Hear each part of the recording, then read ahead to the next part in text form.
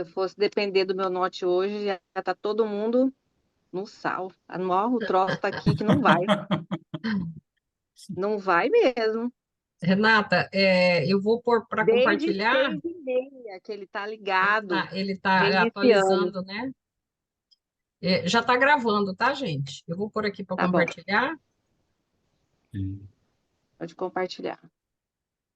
Peraí, deixa eu só ver se ele tá, Ah, tá, beleza. Tá, ok. Deixa eu. É, fica pequenininho assim mesmo?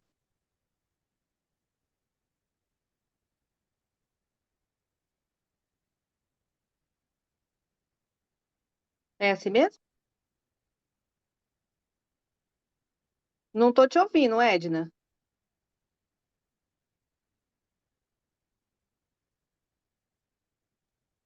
Desculpa, eu estava com ele desligado, desligou sozinho. Renata, ele não está no, Hum, no PowerPoint mais antigo. Eu não sei qual que é a extensão que ele está, e foi o que eu consegui aqui, sabe? Mas ele está hum. passando. Para você, você está vendo aí? Não. Não está vendo? Como É, que tá? tô. Ah, Ele tá pequeno, mas tá bom. É que assim, a letrinha ficou menor, né? Porque ele tá pequeno. para mim é que ele está grande, Renata. Eu não sei por que está pequeno Para aí. mim Você também está grande. está É porque eu tô grande? no celular, né? Está Ah, é grande. verdade, é por isso. É por isso. Uhum, Porque Ah, aqui está tá. grande a, uhum, a letra. Deixa eu só ver, está passando. Tá. Que a minha preocupação estava passando. Tá. uhum, Ele está numa tá. outra extensão, não sei o que que foi, mas tudo bem, dá para fazer, tranquilo. Uhum. Bom, vamos começar então. Então, continuando nesse tema de hoje, que é o essencial, né? Então, para começar, eu coloquei esse slide aí, que eu achei muito bonitinho. Quando falou essencial, eu logo lembrei do Pequeno Príncipe, né? Que ele diz, o essencial é invisível aos olhos e só se pode ver com o coração. Então,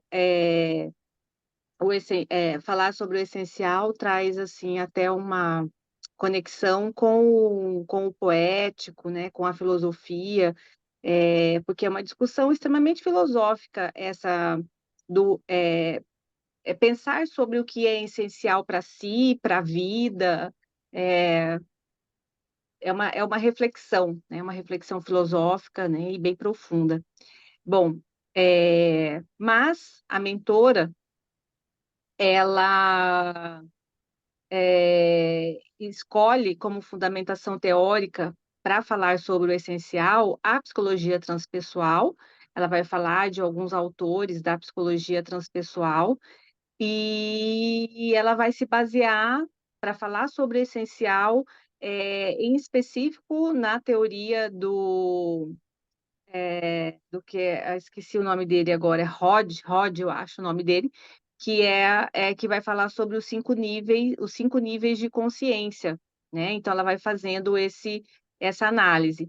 Mas antes de chegar nos níveis de consciência, a mentora ela vai falar sobre o problema que existe para se entender vida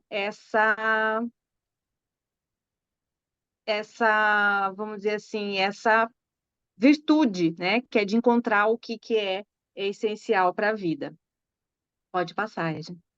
Bom, então vamos começar, né? Então a mentora ela começa dizendo, né, que face ao inevitável processo de crescimento do eu profundo, a vida assume características variadas e as oportunidades se deparam convidativas, acenando com a libertação que somente se consegue a penosos esforços. Então, a mentora aí, ela começa a falar sobre a inevitabilidade, né, do nosso crescimento pessoal.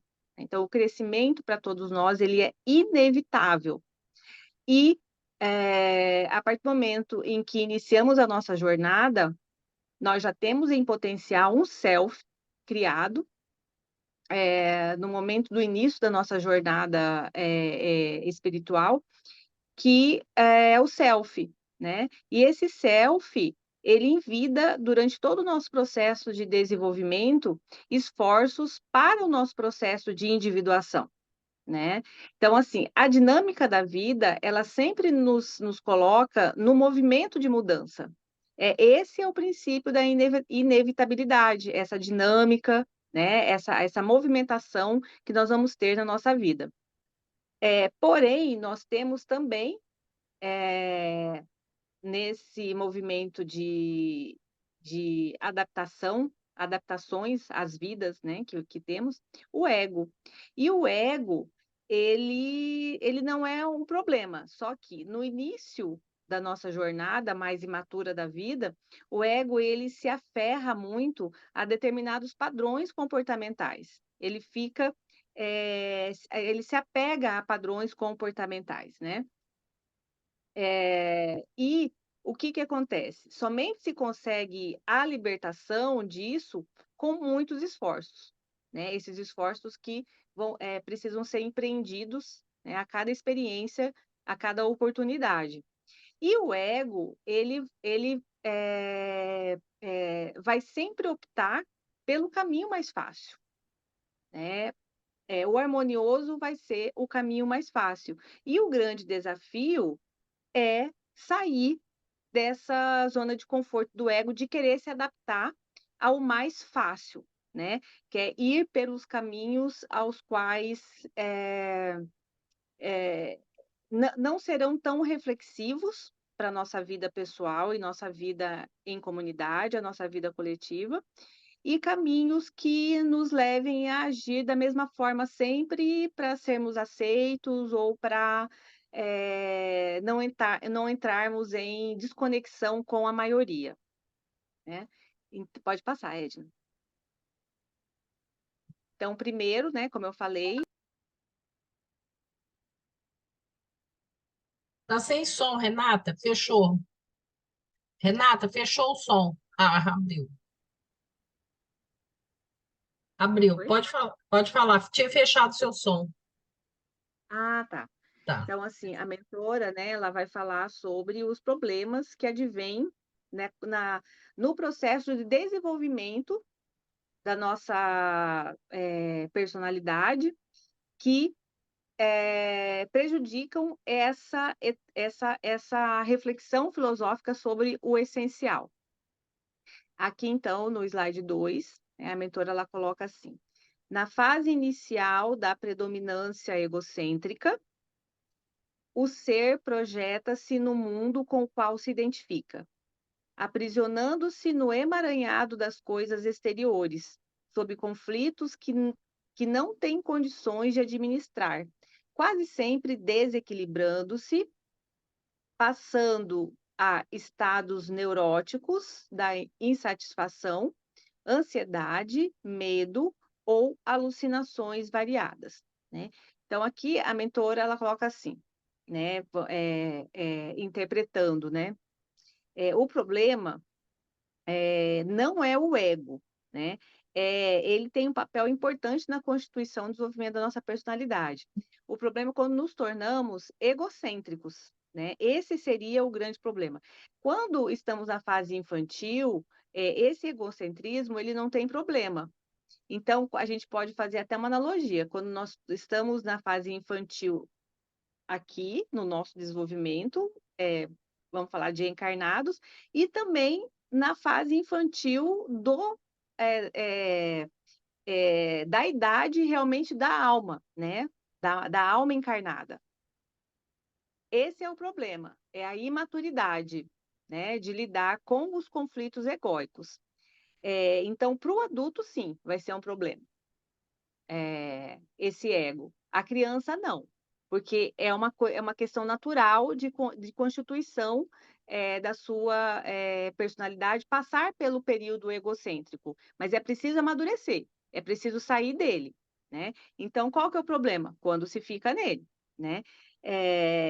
E a mentora, ela fala da questão da identificação, né? Então, a identificação, ela seria os nossos diversos processos de identificação, que seria a nossa origem, a história familiar, a profissão, os papéis exercidos na vida, né? Aluno, pai, mãe, essas questões de identificação, né? Isso é que fica problemático, porque essas identificações, elas podem se constituir ao longo da vida, nos transformar em aprisionamento, né?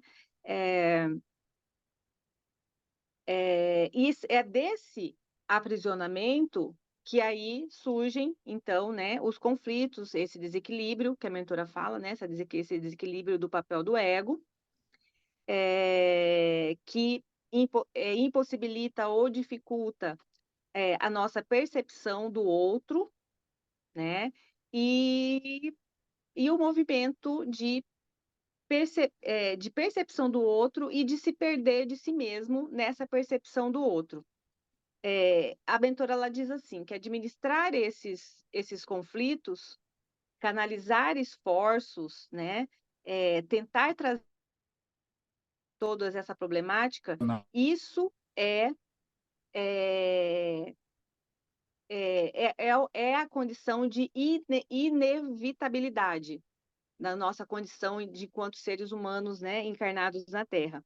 E é nesse momento de constituição da alma, da vida, que nós podemos nos perder do que é essencial, né? Podemos acabar podemos acabar ficando aprisionados nesse processo de identificação, né, dos vários papéis a serem desempenhados através do ego, né, que seriam as que Jung fala. Pode passar, Edna. Afe Maria, esse aí não vou conseguir ler. Não, peraí, consegui. Aumentei aqui. Consegui aumentar aqui no Tá. celular. Bom, a mentora ela diz assim: o apego. O apego é essa fixação perturbadora à impermanência, a que pretende dar perenidade, constitui-lhe a meta existencial.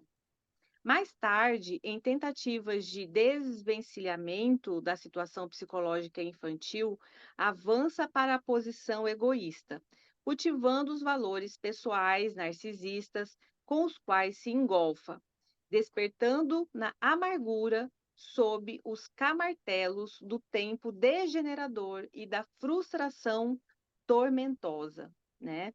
Então, o que a mentora vai dizer aqui? O ego, quando ele é voltado ao egocentrismo, sem fazer distinção dos desejos, das necessidades reais, acaba-se nesse excesso, né, do apego.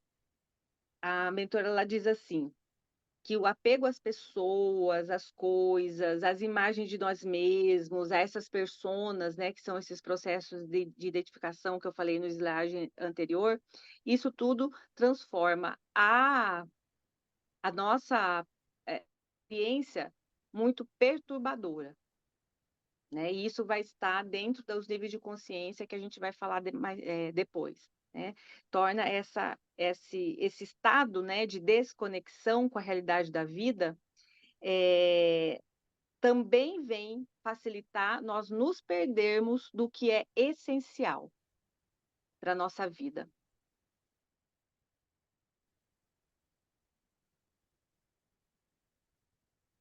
O essencial quase sempre permanece em plano secundário na paisagem psicológica das aspirações conflitivas. Então, como a gente estava falando anteriormente, toda essa problemática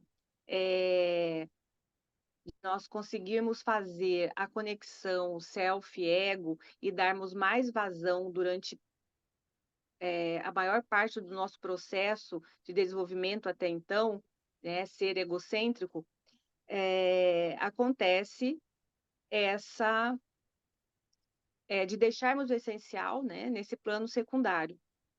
E acontecem as perturbações de ordem mental, né, de ordem física, né, a saúde. A mentora ela diz assim, nos pormenores desse texto, né, ela diz assim que o si mesmo ele é uma fonte de energia contínua. O tempo todo, essa essência, esse self, essa energia psíquica, ela tenta fazer a conexão com o ego, né? Mas as dificuldades que nós enfrentamos durante a vida pode levar a olhares sob outros prismas. Então, nós acabamos nos perturbando por outras coisas que não o olhar para si mesmo, para o entendimento de realmente quem somos e o que nós viemos fazer aqui, né? Então, nós temos aí um entendimento desfocado, né? E aí a mentora, ela diz assim, né, o que fazer disso para se tornar essa indagação, quando a gente consegue chegar nesse ponto, então o que fazer, né? O que se fazer com isso? Quando chega-se ao ponto dessa indagação, traz o essencial de volta para a dinâmica da vida, porque o essencial ele faz parte dessa nossa conexão com o nosso eu filosófico, né? Com esse nosso eu religioso, não no sentido de dogma, no sentido de religare mesmo, né? No sentido do religioso, de estarmos conectados com uma outra dimensão da vida que o ego sozinho não pode trazer para nós, né? Precisa se olhar, ter um olhar mais profundo. Pode passar, Edna. Ixi, não, tá. Peraí, deixa eu ver aqui. Que o meu celular tá.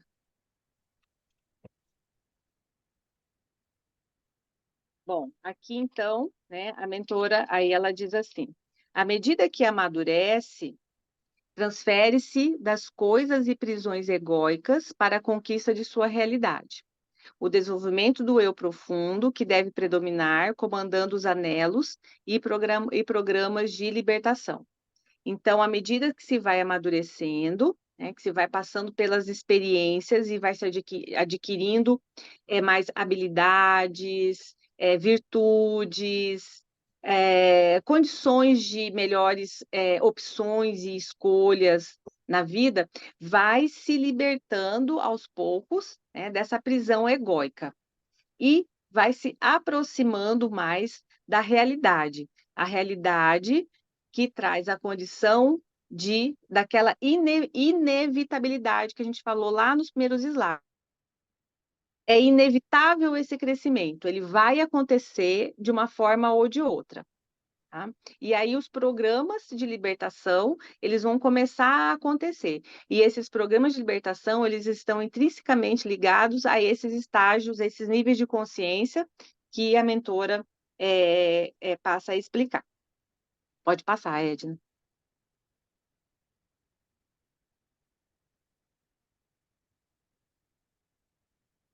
Então, aqui a mentora diz assim: em tentativas brilhantes e sucessivas de penetrar os níveis, os patamares de consciência, psicólogos e estudiosos, outros das áreas de ciências psíquicas, levantam-lhe a cartografia que, variando de escola e estágio, segue os mesmos processos de desenvolvimento que são compatíveis, conforme suas experiências vivenciais, na busca da saúde real. Então, aqui a mentora ela começa a iniciar, então, uma trajetória pelas explicações científicas da ciência psicológica sobre o avançar, né, sobre o subir essas categorias de consciência da psique humana. Pode passar, Edna. Esse, então, opa, vou achar ele aqui. Então, esse aqui, ele é o Assagioli, tá? É um dos teóricos da psicologia transpessoal. Então, ele diz assim: desejando ampliar o campo da análise dos seus pacientes, enquanto Freud fundamentava a psicanálise e difundia Roberto Assagioli na Itália, porque defrontava com dificuldades para aplicar em alguns deles as recomendações da doutrina que absorvera do mestre vienense, começou a trabalhar na organização da psicossíntese, na qual encontrou mais amplos recursos terapêuticos para liberá-los, assim alargando os campos do entendimento das personalidades conflitivas. Então, nesse parágrafo, a mentora ela desenvolve um diálogo sobre o caminho que a psicologia trilhou para encontrar esses níveis de consciência, que ela chama de atalhos, né? E esses atalhos, ela faz uma analogia aos atalhos que nós também, seres humanos, fazemos descobrir esse essencial da vida, né? Então, ela coloca como esses atalhos o comportamento de busca através de vícios, né? Como as drogas, o álcool, né? E também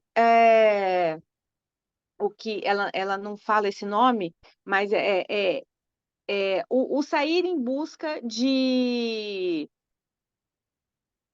gurus, né? De pessoas para ficar, para te levar para o caminho, né? O que seria um caminho mais próximo, vamos dizer assim, de um extremismo, né? De um fanatismo.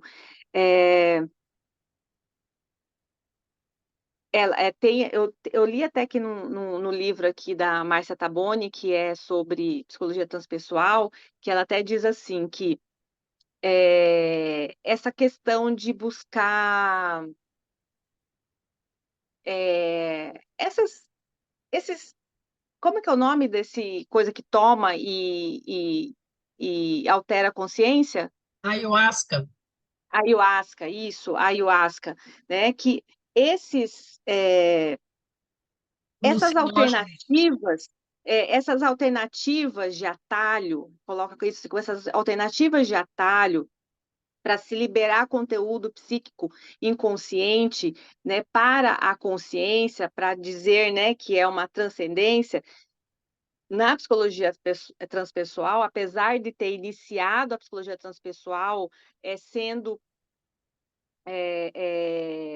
usado, né, alguns tipos de substâncias psicoativas para atingir esse estado alterado da consciência, mas que depois isso foi deixado, né, com outras técnicas, como, por exemplo, a respiração, a própria meditação, né, se podia alcançar esses estados alterados da consciência. Ela diz assim, a Márcia Taboni, né, que esses atalhos eles são sempre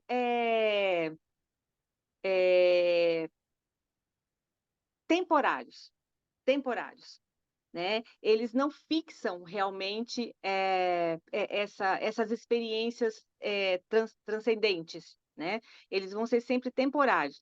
No livro eu separei aqui, no livro do Ken Wilber, né, que é um teórico da psicologia transpessoal, ele diz assim: com respeito aos estados de consciência, assim como vêm, eles vão embora.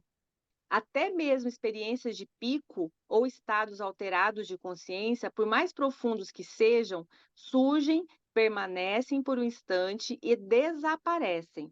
Por mais maravilhosos que possam ser, né, essas experiências, por mais maravilhosos que sejam suas capacidades, elas são temporárias, né? Então, a mentora, ela coloca assim, esses atalhos, eles são um caminho? Pode ser, mas, né, porém, esses atalhos, eles não são seguros, porque eles têm esse caráter de temporalidade. E a alma, a psique humana, ela precisa de constância. Ela precisa de constância em pensamentos e ações para que realmente haja o progresso, né? Então,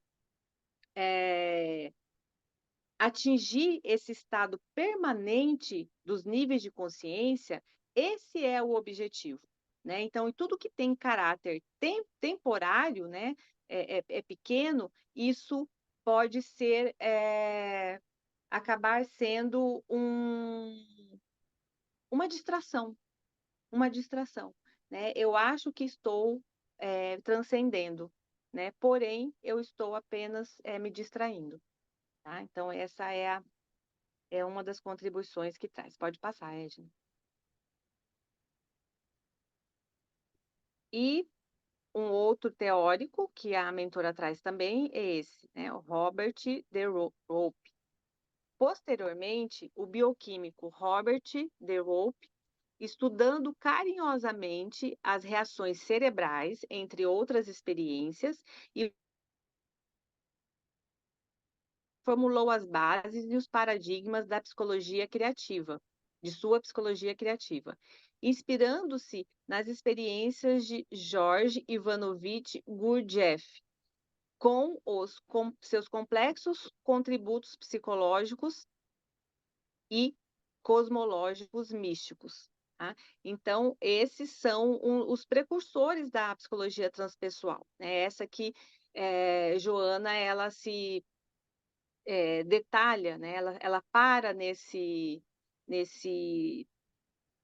né, no percurso da psicologia transpessoal e torna essa história da psicologia transpessoal como base para aquilo que ela chama, né, que Joana coloca como nome de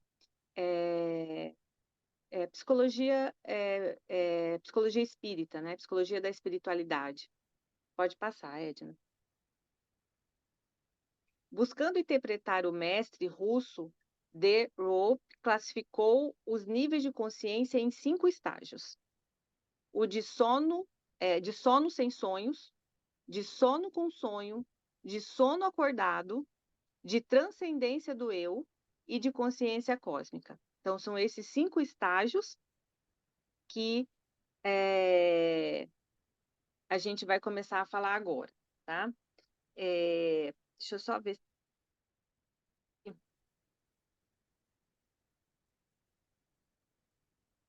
Ah, tá. O livro, tá? O livro onde se tem descrito esses níveis de consciência desse autor aí, esse mestre russo, ele é um livro chamado The Master Game, tá? The Master Game. É onde ele vai falar, esse autor, né? Esse autor russo, que é da psicologia transpessoal, em que ele vai falar que o ser humano ele é comparável a um habitante de uma casa que contém quartos trancados, vastos cômodos cheios de tesouros, com janelas voltadas para a eternidade e o infinito. Geralmente, o indivíduo não entra nesses quartos trancados. Ele perdeu a chave. Às vezes, suspeita que esses quartos estão na casa e tenta destrancá-los, usando drogas, né, usando subterfúgios, esses atalhos, né, para estados alterados da consciência. Mais frequentemente, não sabe que esses quartos existem. Então, eu achei bem interessante que a transcendência, ela precisa estar no nível consciente, para que realmente seja aberto essas portas, né, psíquicas, em que acreditamos que estejam trancados e que não existem. Né? Se essas portas elas são, entre aspas, arrombadas por algum mecanismo avassalador e não consciente e perturbador, pode-se gerar um equilíbrio total. E aí é o que eu imagino, por exemplo, os conteúdos inconscientes que são liberados, por exemplo, sem distinção nenhuma, sem organização nenhuma, dos movimentos psíquicos da psicose, né, da esquizofrenia.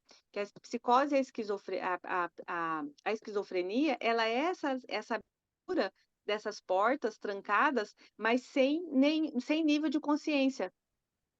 Né? Se abre a porta e sai aquele conteúdo lá de dentro, né? Sem o equilíbrio da pessoa, sem o equilíbrio egóico de fazer aquele conteúdo um movimento realmente qualitativo de desenvolvimento da psique. Né?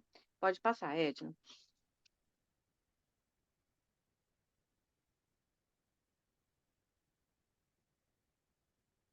Então, agora falando sobre os níveis de consciência mesmo, né? Então, a mentora ela diz assim: mediante psicoterapia curada e exercícios cuidadosos, logra-se o avanço pelos diversos patamares, até a etapa final, que se torna de difícil verbalização face às emoções e descobrimento conseguidos, conseguidos. Nesse momento de perfeita integração com o que poderíamos chamar o Logos, o pensamento divino, né? Então, aqui é uma introdução, né, no é uma outra introdução no texto para começar, que a mentora coloca para começar a falar sobre esses níveis de consciência. A mentora ela privilegia muito esse movimento quando ela fala psicoterapia curada. É interessante a gente fazer esse recorte nesse momento, que não necessariamente, apesar de que seria muito bom se todos pudessem, né? A psicoterapia profissional, né? Quando a mentora fala em psicoterapia, não exatamente ela está falando da psicoterapia com o profissional formado em psicologia, né? Não é essa constituição estrutural humana que a gente dá para a psicoterapia, né? Quando ela fala em psicoterapia, é todo o movimento que o ser faz em busca do autoconhecimento. E isso inclui tudo, né? Isso inclui a arte, isso inclui a comunicação em diversos aspectos, isso inclui todas as terapias, né? Sendo elas voltadas da ciência psicológica ou não, né? Todo o movimento que é, para dentro, né, reflexivo, isso é para, né, na análise da mentora, é psicoterapia. Tá? Inclusive, ela coloca a arte, né? A arte como um grande movimento de psicoterapia humana. Pode passar. Bom, então vamos passar a falar dos níveis, né, de consciência. O primeiro nível de consciência. Então, o primeiro nível de consciência, ela diz assim: quando se transita no sono sem sonhos, apenas os fenômenos orgânicos automáticos se exteriorizam, assim mesmo sem o conhecimento da consciência, tais como respiração, digestão, reprodução, circulação sanguínea. Então, esse nível,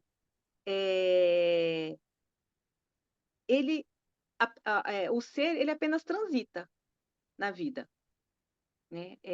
Não presta atenção, não pensa sobre o sentido da vida, é, é um círculo em volta apenas de desejos, prazeres, egocentrismo, não tem contato profundo com as pessoas, então, consequentemente, falta aí o desenvolvimento da empatia, né? Então, é como se o ser vivesse apenas realmente assim para os seus desejos, as suas funções mais primárias mesmo, né? É aquela coisa assim de viver apenas para a reprodução, comer, beber, dormir, acordar, né? O sexo e não tem reflexão sobre a vida. É o tal do automático. É o tal da vida automática, né? Ganhar dinheiro, comer, beber, transar, e, e aquilo entra nesse ritmo e nunca se para pensar sobre o que eu estou fazendo aqui, né? Qual é o sentido da minha vida? Então, esse é o. Gente, até aqui, alguma pergunta? Ou alguma fala? Pode continuar? Ok, todo mundo aí? Ok. Ok, pode continuar, Renata. Por mim, pode. Tá. Vamos para o segundo nível de consciência, gente. Peraí. Peraí, Renata, não está querendo passar. Peraí. Eita, o que que eu fiz aqui? Espera só um pouquinho, eu vou interromper e voltar de novo, tá? Não Tá. sei o que foi que parou lá.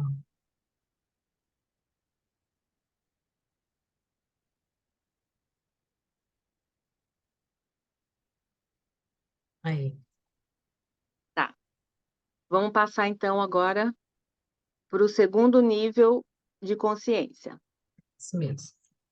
tá? Então ela continua dizendo assim: como se tivesse anestesiada, né, a pessoa. Ela não tem ação lúcida sobre os acontecimentos em torno da própria existência. E a ausência de vontade do indivíduo contribui para o seu trânsito lento do instinto aos pródromos da razão. Então, nesse segundo nível, o sono com sonhos.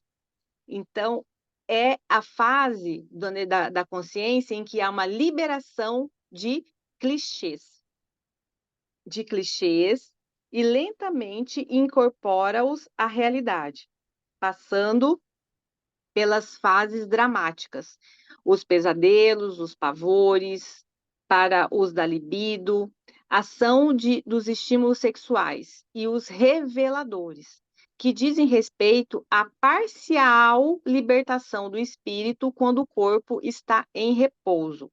Então, nesse período, começa-se a liberar esses conteúdos inconscientes que estão adormecidos, e aí é um movimento de muitos sonhos, pesadelos, pavores e sonhos também reveladores, né? Os sonhos passam a trazer, os sonhos mesmo, sonho de sonhar, quando a gente dorme e acorda, né? Os sonhos, eles passam a trazer conteúdos muito profundos, né? E começa a se ter aí um princípio, né? Uma possibilidade de despertar para sair desse automatismo, mas ainda é tudo muito perturbador. A elaboração onírica, ela passa paulatinamente a se intensificar, né? É interessante que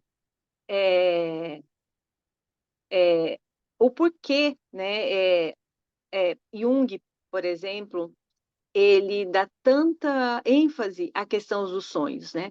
Essa liberação desses conteúdos durante o sono, eles são uma preciosidade tão grande para o processo de autoconhecimento que é assim, é absurdo, né? O tanto de conteúdo que é liberado no nosso momento de repouso físico, que é o momento em que, em termos de doutrina espírita, que o espírito se liberta, só que não é só ir e ficar passeando, né, espiritualmente pelos lugares, ou ir trabalhar como se espera, né, tanto dentro de muitos movimentos, né, da própria doutrina espírita que faça.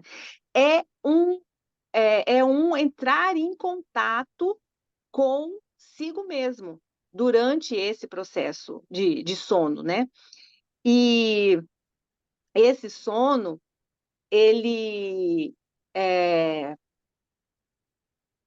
traz um mistério, né, tão grande em torno da produção de conteúdos inconscientes que nos faz lembrar, né, inclusive daquela frase, decifra-me ou devoro-te, né? E, se não me engano, essa frase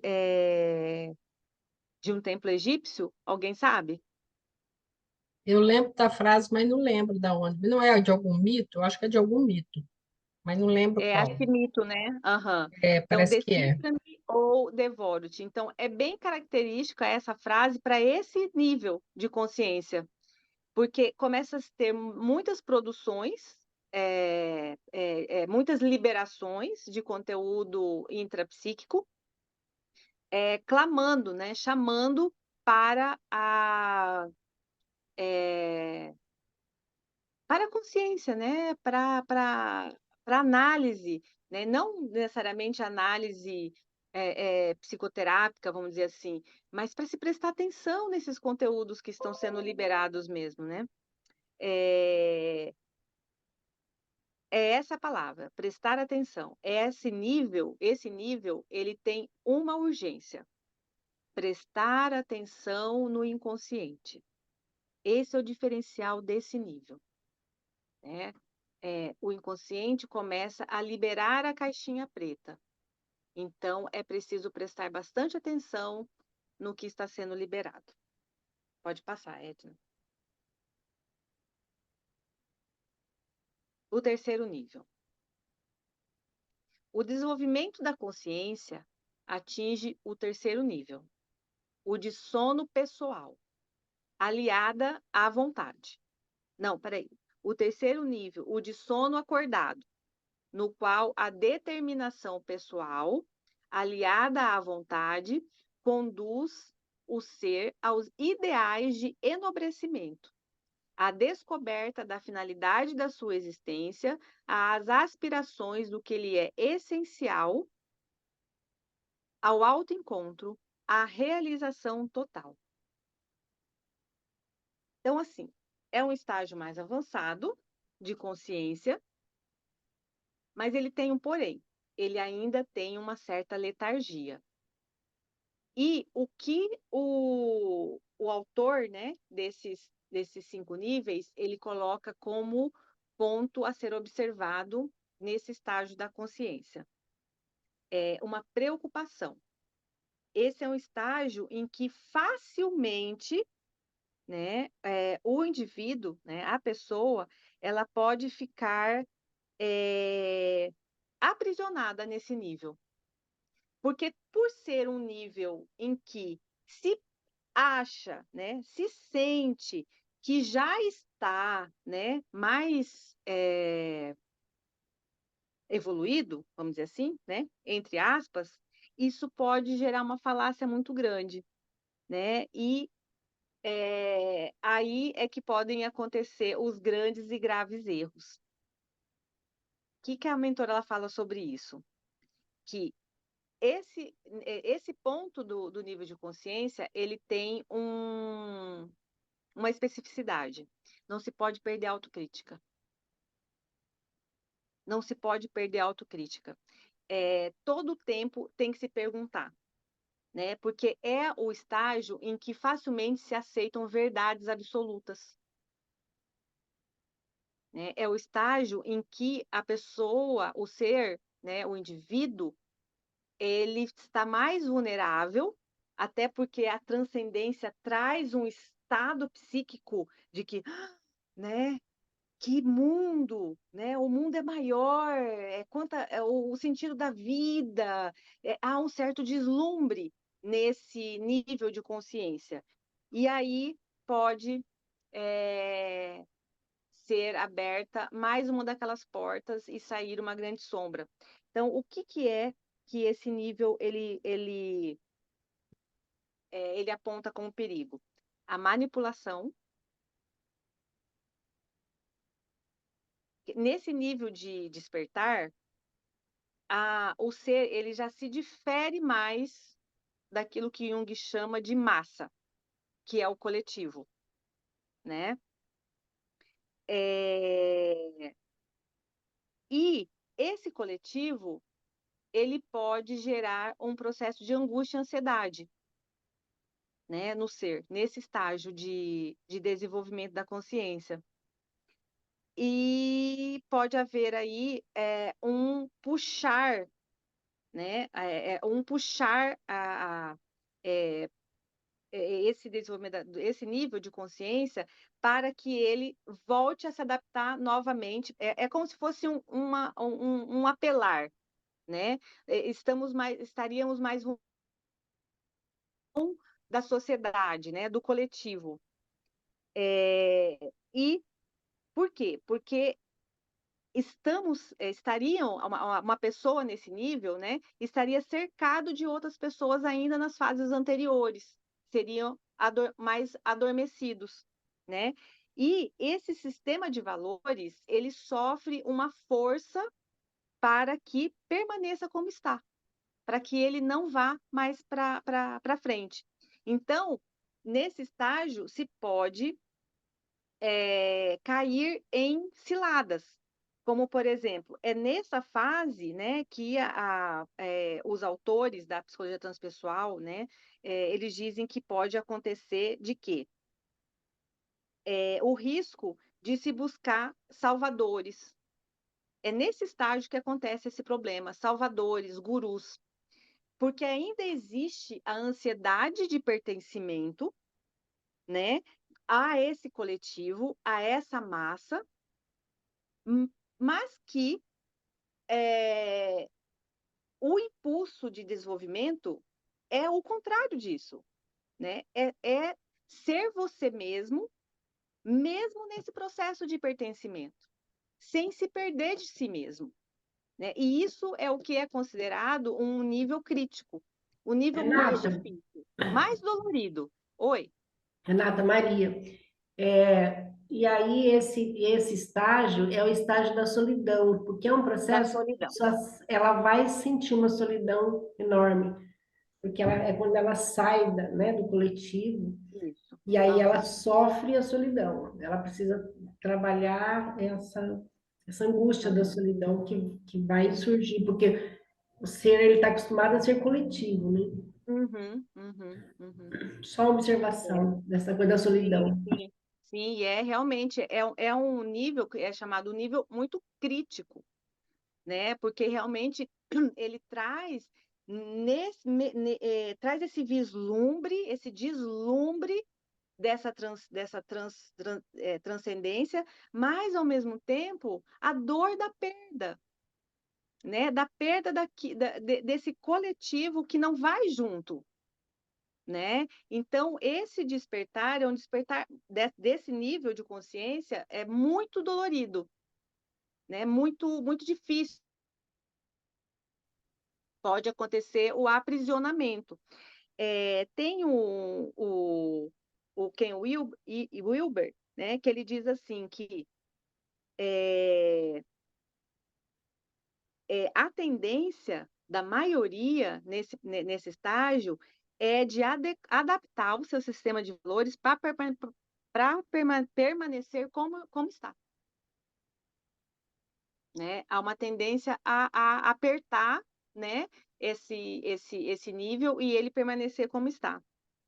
E o que eles chamam também, né, nesse período, de uma tendência muito forte à manipulação, a essas pessoas deixarem ser manipuladas por outras pessoas. É um processo daquele de acreditar, né? Como a pessoa está nesse deslumbre, né, da transcendência, tentando se encontrar, pode acontecer de entrar para seitas, né? Ou mesmo religiões dogmáticas, acreditar piamente naquilo, né? Não ter autocrítica, carregar as coisas como sem nenhum tipo de indagação. Né? Então, assim, esse estágio é um estágio em que a grande maioria se perde, né? Pela falta dessa orientação aí, né, que os autores dão, né? Essa fase é uma fase que tem que se questionar muito, ter uma autocrítica muito bem articulada, né? Porque é fácil se perder. Acho que nessa parte seria isso. Pode passar, Elaine. Passei. Edna. Então, aqui, a Márcia Taboni, da Psicologia Transpessoal, eu tenho o livro dela aqui, ela diz assim: para atingir estados superiores da consciência, é necessário antes todo um processo de conscientização e libertação de autoidentificações parciais, para que a consciência possa se dirigir à realidade interior, né? Então, aqui a Márcia, ela diz assim, que para se tornar quem é, tornar-se consciente de quem se é, né? É preciso se desidentificar, né? É preciso se liberar desses que seriam os pretensos exemplos de vida, né? Porque essa fase, a gente passou por essas experiências de entender os nossos valores. Então, em determinados estágios da consciência, para sair daquele automatismo, né? Para sair daqueles estágios dois primeiros, precisa de ter, né, modelos. Mas a gente precisa, para passar para outro estágio, sair desses modelos. Prestar atenção realmente nos seus próprios valores. Então, esse é um processo que seria o natural, né, da desidentificação. Quer dizer, não buscar mais, ou buscar menos, ou sempre com muita autocrítica, né? Essa questão de gurus, salvadores, né? E tudo mais. Até porque o entendimento é que o único modelo e guia que esteve na Terra, que foi totalmente, espiritualmente, psicologicamente individuado, foi Jesus, né? Então, todos os outros podem ser questionados, né? E isso tudo tem que se passar pelo crivo pessoal, tá? Pode passar, Regina. Naturalmente, a partir daí, ascende ao quarto estado de consciência, que é a descoberta da transcendência do eu, a identificação consigo mesmo, com a consequente liberação do eu profundo, realizando a harmonia íntima com os ideais superiores, seu real objetivo psicológico existencial. Então, nessa fase aí, né, do quarto estado, a gente pensa assim, eu sou algo muito mais profundo do que eu imagino ser, né? Então, é nessa parte, nesse estado, é que se começa a estabelecer realmente, concretamente, simbolicamente, né, essa ponte do eixo ego-self.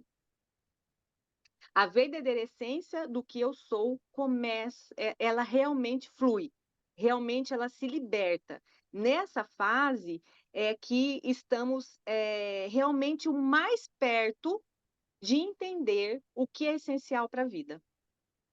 Somente nesse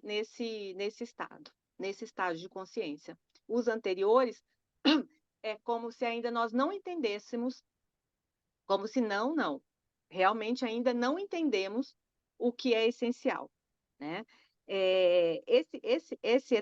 Essa etapa, ela se constitui de uma harmonia íntima com os ideais superiores. E essas indagações, o que eu vim fazer aqui, né? Quantos quartos trancados ainda tenho para abrir? Isso tudo já acontece de uma forma muito mais suave e harmônica. Por quê? Porque o processo de culpa ele já está mais elaborado no estágio anterior. Apesar de que, ainda nesse quarto estágio, ainda existe uma questão, o medo. O medo ainda existe nesse estágio, nesse nível de consciência. Porque se está ainda nesse estágio de consciência muito próximo da sua história, de tudo que passou até aí, né? E aí então existe ainda um medo, né? Um receio do quê? Provavelmente de fracassar, né? De não ter entendido, ainda não tem aquela firmeza, né? De não ter entendido realmente o verdadeiro sentido da vida, né? Então, olha só, é um quarto estágio de consciência, né? Mas, porém, ainda permeado de medos, né? Do indivíduo. E a mentora ela diz assim, que é preciso muita vontade, muita perseverança para chegar até esse nível. E muitas existências, muitas reencarnações, para se chegar a esse nível de consciência, né? Ela traz isso. Mas só que nesse estágio se pode falar sobre libertação da tirania do ego. Só nesse estágio. Mais ainda, né? existe a presença do medo, né? Aí ela fala, por quê? Porque a nossa história, né, de todas as nossas existências, ela ainda tem um peso muito grande no presente, tá? Pode passar, Edna. A superação dos conflitos, das angústias, a desidentificação dos conteúdos psicológicos afugentes permitem a iluminação. E a próxima é a meta da vinculação com a consciência cósmica. Então, aqui é um presságio do último nível de consciência, né? Que é esse que nós vamos ver agora. Pode passar, Edna. Então, a mentora diz assim. Não, esse aqui não é a mentora, esse aqui é aquele autor, o Robert Rupp, uma coisa assim, o nome dele. Diz assim: se alguém quiser descobrir o que há além da fronteira entre o quarto e o quinto nível de consciência, deverá empreender a viagem passo a passo e por meio dos seus próprios esforços. E aqui eu li uma coisa muito bonita que esse autor diz, né? Eu até tenho o livro aqui, mas eu ainda não li ele, que é sobre a criança divina. Então ele diz assim, até por isso que eu coloquei essa criança subindo, né, aí as escadas. Ele diz assim que esse nível é o nível em que finalmente nós saímos, né, das agruras da criança ferida, né, que a gente leva muito e muito e muito tempo para curar as feridas, né, dessa criança, que a gente que é psicólogo junguiano fala muito sobre disso nas terapias, nos processos psicoterápicos, né, que a gente passa bastante tempo do processo terapêutico dos clientes fazendo o quê? A cura dessa criança ferida. Nesse estágio, ganhamos um impulso para a criança divina.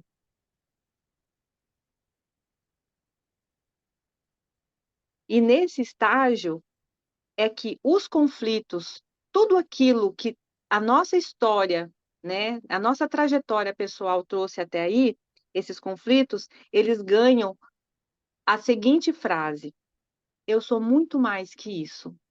Eu sou muito mais que os meus complexos. Eu sou muito mais que os meus traumas. Eu sou muito mais que as minhas dores.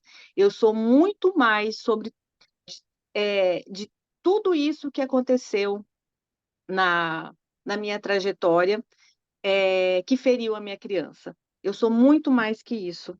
E aí é nesse estágio que ganha-se a força e a potencialidade do si mesmo. O si mesmo, ele ganha aquela abertura que, assim, eu imageticamente acredito, penso muito na flor de lótus, né?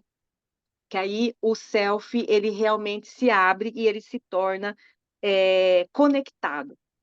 E aí, no próximo slide, a gente vai falar sobre essa conexão. Essa conexão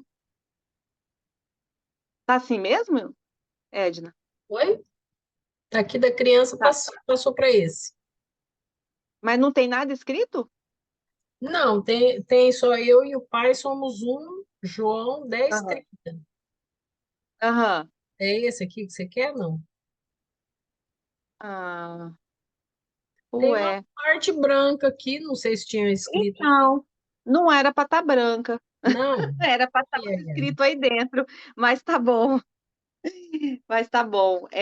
Deve ser na hora de ter passado, sei lá, porque era preto aí essa parte branca, sabe? Ah, é? Deixa eu ver se eu consigo pegar pelo WhatsApp aqui, peraí. Não, mas tá bom, dá para ir do mesmo jeito, não tem problema não, Edna. Tá. Então, nessa fase dessa quinto nível de consciência, há uma intensa conexão, que é chamado de nível de consciência cósmica. Nesse estágio de consciência, o indivíduo ele se sente conectado a todos os outros elementos que existem no universo, né? Esse nível de consciência é a ligação com todos os reinos, com todos os outros seres, com tudo aquilo que envolve a criação, né? Então, é como se assim, eu sou uno, eu sou uno. Por isso tem essa frase, eu e o Pai somos um. Então, se vive plenamente essa frase bíblica, né? Que consta na história, né? Do cristianismo. Eu e o Pai somos um, né? Então, esse Pai, ele se torna uma energia transcendente que não há palavras, né? Que vai explicar esse nível de consciência. Porque isso, é o uno. Eu sou uno com as forças da vida ao meu redor. E há um profundo respeito a todas as forças e fontes da vida, quando se chega nesse nível de consciência. Pode passar, Edna. Esse desempenho favorece a perfeita identificação do sentimento com o conhecimento, resultando na conquista do eu profundo em sintonia com a consciência cósmica. Então, é esse eu todo emaranhado com todos os elementos existentes na conexão universal. Pode passar, Edna. E para encerrar, essa frase essa pergunta, a pergunta 621 do Livro dos Espíritos, né? Onde está escrita a lei de Deus? Na consciência. Então, quando a gente fala de consciência, então a lei de Deus, essas leis, elas também vão transmutando em cada nível de consciência. Então, nós, seres humanos, nós temos entendimento sobre essa lei a partir do momento que vamos conseguindo transcender de cada um desses estágios de consciência, né? Esse campo profundo da consciência do que nós somos. E é imperativo, como a mentora diz, esse mergulho na realidade, para poder despertar para a vida. E encerramos o conteúdo por hoje, gente. Aqui acabou, né? Eu vou interromper, então. Pode fechar, Edna. Agora a gente tem aí mais uns minutinhos para quem quiser fazer as considerações.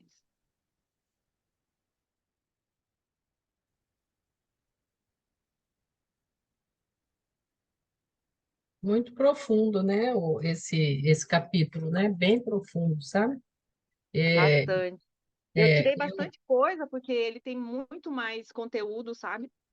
hum, Eu tirei porque eu vi assim que não ia dar no tempo.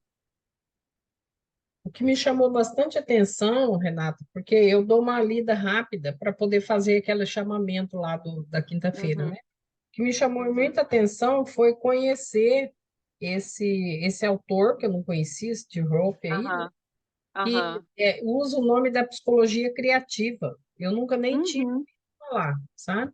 Eu achei muito interessante. Ele era um bioquímico, né? Achei bem interessante isso para mim foi uma coisa nova. Eu nunca vi falar nesse nome, psicologia criativa. aham, Eu não sei se você já aham. viu aí alguém de você. Não, eu não tenho nenhum livro dele. Eu tenho o livro da Tabone, do Ken Wilber, né? Aqui, Aham. da psicologia transpessoal. Até vou mostrar para vocês esse aqui, da Criança Divina. Peraí. Aqui, ó. Esse aqui é junguiano, olha. A Grande Mãe e a Criança Divina. Aham. Que Aham. legal. Que é a passagem desse nível de consciência que passa da criança ferida, né, para a criança divina. É muito interessante esse aqui. Mas eu não achei sobre esse. Agora, mas assim, pesquisando esse autor, né, que eu fui lá para ver até quem que era ele, né, esse Rope aí, né, esse livro, The Master Game, ele não Uhum. tem em português, Ah, não foi traduzido ainda. Uhum. entendeu? Então, acho que por isso que ele não é conhecido para nós É, aqui na exato. área. Ele Uhum. não tem em português, ele só tem em inglês, Edna. Por isso que Eu a achei gente não coisa mais que conhece. danada, Joana, né? Pois é, você já pensou? Olha, ela escreveu esse livro. Gente, impressionante, né? Ela, Ela fazendo indicação, né, desse autor ela que nem é escreveu, conhecido ainda no meio aqui para nós, né? nem é conhecido. Deixa eu ver aqui. Foi. hum, Não estou achando aqui. De 1993. Foi, Uhum. foi desse livro aqui, O Ser Consciente. Nossa, olha só E nem quantos tem livro anos. traduzido dele ainda. Até hoje, né? Pois é, Uhum. que coisa. Muito legal esses níveis. Ela já utilizou em outros livros, eu não lembro se foi, acho que não sei se foi nesse, já utilizou esses nomes até, né? Que ela põe às vezes um pouquinho aqui, um pouquinho ali, que nem o Jung faz, né? Ele, ele não faz assim, tudo linear, É. né? É tudo assim, né? E aí ela colocou isso já, sono com sonho, sono, né? Pessoa desperta ou não. É interessante. Então agora a gente sabe da fonte, né? É desse Aham. pessoal da transpessoal, né? Que usa esse. Bem antes, né? O É, livro foi lançado em 2012, dele. Ela falou em 1993. 1993, pois é. Pensa um negócio desse. Por isso que tá tudo lá primeiro para depois vir para cá, né? Tudo lá no plano maior, né? Uhum. Para depois vir para Uhum. cá. Foi lançado em 2012, Murilo, olha só. É, na Amazon está 2012. E Aí, está tá vendo? baratinho, R$ 485. Ah, Nossa, agora teria que ter uma pessoa que lê assim fluentemente o inglês, né? Que não é meu caso. nossa, tão caro assim, Murilo? Ah, Uhum. carinho. Eu postei no nosso grupo lá o link. Ah, tá. Tem Vai que mais serviço. vai que alguém resolve, né? No Kindle Gente! sai R$ 42 no Kindle. Aí não tem impressão, né? Ah, Aham. sim. Mas aí todo em inglês, né? Porque ele não é Nossa. traduzido, É, né? eu gosto de papel. Eu Eu também. sou geração. Eu também, eu gosto de papel. Eu gosto de papel. Porque eu gosto de destacar, eu vou lendo e vou destacando, como é que eu faço? Bom, tem jeito também pela coisa, mas dói muito a vista, né? É preferível papel. Sim. E acho que é hábito também. Bom, Ô, Olga. Olga, você tá aí? Olga, Olga, ela Agora que deixou eu vi. ligado. Ela Tô postou aqui aqui, no Aí, nosso ela tá grupo. aí. Você Ah, postou aqui um desenho mediúnico recebido hoje? Agorinha, lá no Recanto da Prece. Olha só, parece Joana, né? É por isso que eu postei aí. Uhum, olha, parece parece Joana. hoje durante os trabalhos da noite, olha só. Parece. Uhum. Parece a minha bonequinha. Ela tá com roupinha de freira. O nariz afiladinho assim, ó, igual da É, Joana. é verdade. A, Ah, a Olga a, já achou na, aqui, ó, o link ter, da na meditação. terça e na quinta, na terça, na quinta e no sábado, tem os médiums que estão, A Carmen tá né? entrando. Ah, Eu trabalho na terça, certo. mas aí tem a Pati, tem a Lúcia, tem a Viviane, tem a Denise, que participam da reunião e ficam se disponibilizam a pintar, né? A desenhar, a pintar. Que legal. A Carmen entrou e saiu. Não sei se vai entrar de novo. Ela deve ter Uhum. terminado lá o compromisso dela. Bom, quem mais que vai comentar alguma coisa? Nós temos aí uns 14 minutinhos. Eu eu gostei, assim, eu vou seguindo a apresentação lendo o título, né? E aí eu gostei desse finalzinho aqui que a Joana alerta, né? Sobre o imperativo de fazer-se ao próximo o que gostaria que ele fizesse, fixando no amor o processo de libertação, a ação edificante, o meio de crescimento e a esclarecedora, a energia que proporciona esse intento, né? O desiderato, desejo, né? Gostei muito dos 4 níveis, né? Que o De Hope ele coloca, né? Sobre o processo, né? De consciência, né? Eu entendo que às vezes a gente não consegue consolidar isso, mas a gente tem sonhos em que a gente acorda e a gente tem a perfeita noção da transcendência de nós mesmos, né? E só que a gente não consegue fixar o nível, porque a gente ainda está muito materializado, né? A gente ainda está muito envolto da matéria, né? Bom, eu posso falar por mim. Mas eu achei bem interessante essa classificação, e achei interessante o comentário, né, aqui no que a consciência filtra por não poder digerir, transformam em conflito, perturbações, estados psicopatológicos, requerendo terapias especializadas, ou seja, as nossas sombras, né, elas estão eivadas, assim, por assim dizer, de nós temos alguma consciência, outras a gente não tem, e assim a gente vai recebendo essas informações à medida em que a gente vai ganhando, vamos dizer assim. Né? Então, foi isso que ficou para mim, do que a Renata trouxe hoje para a gente. Muito bem explicado, diga-se de passagem. Gente, eu estou no sono só. Inventei de trazer um óleo essencial. É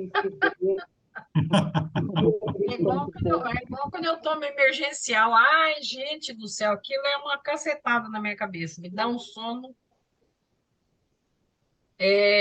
Aqui o Murilo colocou aqui, segundo Brandão, na tragédia de Sófocles, Édipo, rei e a esfinge devorava todos que não lhe respondessem ao enigma.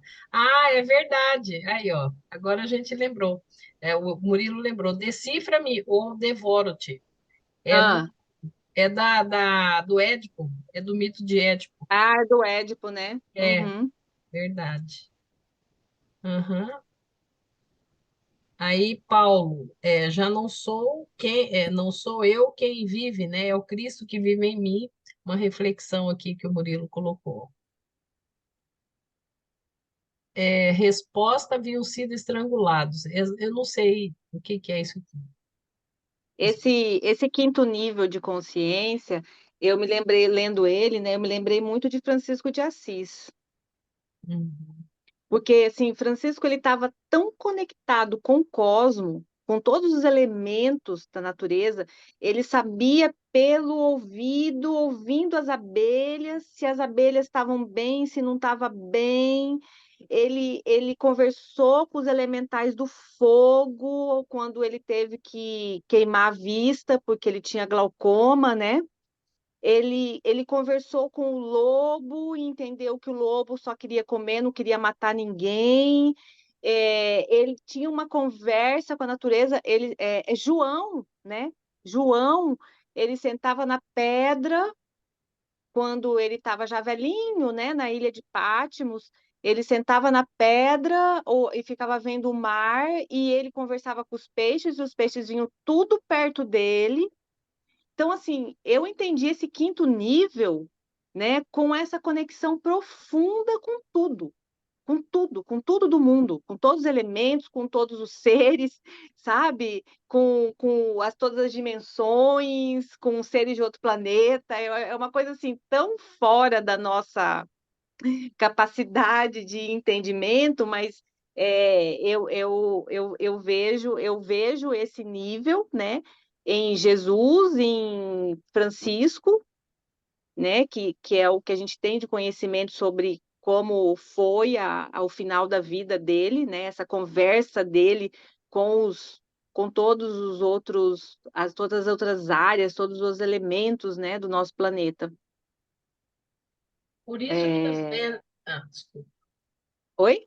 Não, vai falando, por isso que às vezes tem muitas pessoas que, quando, por exemplo, vai falar da história de João, de Francisco de Assis, de Jesus, a pessoa fala que isso é balela, porque está lá no nível tão ainda primitivo que a pessoa não tem nem capacidade de refletir assim se alguma coisa pode ser, né, além dela, uma coisa desconhecida. Então ela prefere negar, né? Porque está muito longe ainda, uma consciência muito primitiva ainda, penso eu.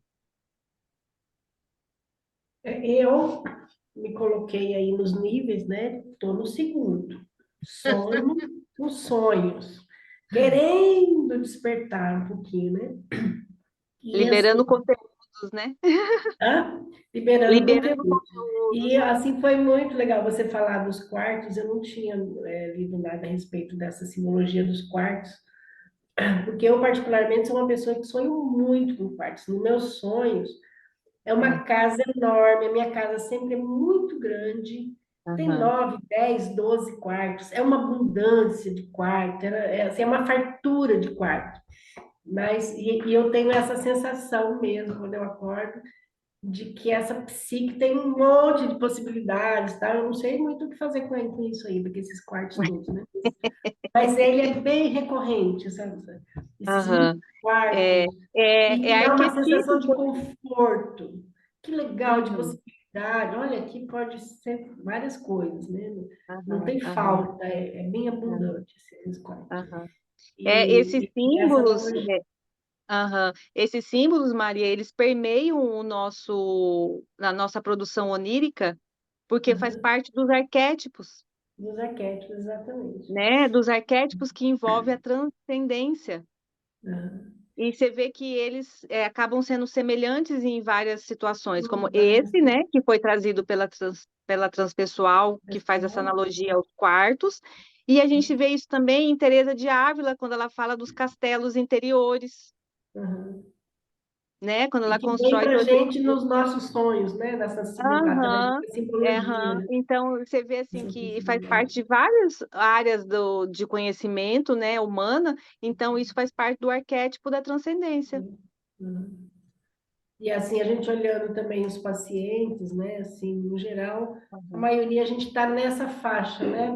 Do sono, sonho com sono, né? Por Sono isso com que quando a sonho. gente, eu particularmente adoro trabalhar com sonhos, sempre trabalho com os Eu pacientes também. Uhum. com sonhos, e é muito revelador mesmo, assim, né? Essa conversa que a psique tem, né, com a pessoa, o que está sendo trazido para ela de conteúdo ali, né? Qual que é o momento dela, o que ela, né, precisa trabalhar, e vem bastante mesmo, então é esse momento, né, do sonho com sonho, não está na consciência do acordado ainda, né, é lá na hora de dormir que esses conteúdos vão chegando na consciência, né? E é muito legal poder trabalhar assim com isso. E compreender, né, essa simbologia arquetípica, né, que chega. É muito legal. Muito bom. E então, a nossa caminhada, pelo menos a minha, A nossa. quem sabe a gente consegue passar por esse terceiro nível, assim, com muita dedicação, né? Quem sabe um É, dia. Mas só que, segundo a explicação da Renata, terceiro nível é uma pegadinha danada, né? é, Uma pegadinha danada Uma e eu pegadinha tenho que danada, ter ela muita envolve vontade. muita Eu vi observação. a palavra que ela usa, vontade, né? Você Aham. tem muita vontade para estar nesse lugar, assim, a vontade tem que Uhum. prevalecer, você tem que ter Uhum. coragem, força, né? Dedicação para passar para esse outro nível aí, né? Mas, assim, a 1974. gente começa a botar um pezinho, mas Olha ainda lá. mais com o pezão lá no segundo estágio do que no primeiro. Pelo menos eu me sinto assim. Uhum. A Olga Mas é contribui. legal a gente também se sintonizar. Onde é que eu estou? Eu acho que isso é o mais É, fantástico. é bem legal. Onde é que eu estou? Eu não tenho ilusão que eu já estou lá transcendendo, nada. Não, eu estou aqui e está tudo bem eu estar aqui, né? Porque faz parte da minha caminhada. Né? É passinho por passinho mesmo. Então, Ó, você também ter a consciência de onde é que você está, traz também uma tranquilidade, né?